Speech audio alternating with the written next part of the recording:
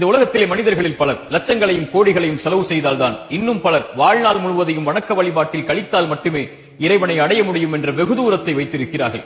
இறைத்தூதருடைய இந்த செய்தி இவர்களுக்கெல்லாம் ஆச்சரியத்தை கொடுக்கும். இறைத்தூதர் சொன்னார்கள், நாளை மறுமையில் ஒரு அடியானை அழைத்து இறைவன் கேட்பான், நான் பசித்திருந்தேன், உணவளிக்கவில்லை நீ. நான் தாகித்திருந்தேன், தாகத்திற்கு தண்ணீரை கொடுக்கவில்லை நீ. நான் நோயிற்றிருந்தேன், ஏன் என்னை நலம் விசாரிக்க வரவில்லை? அந்த அடியான் இறைவனை பார்த்து கேட்பான், இறைவா, நீ பசித்திருந்தாயா, நீ தாகித்திருந்தாயா, நீ நோயிற்றிருந்தாயா?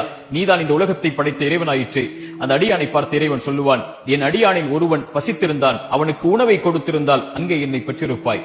அவனுடைய தாகத்திற்கு தண்ணீரை கொடுத்திருந்தால் அங்கே என்னை பெற்றிருப்பாய்.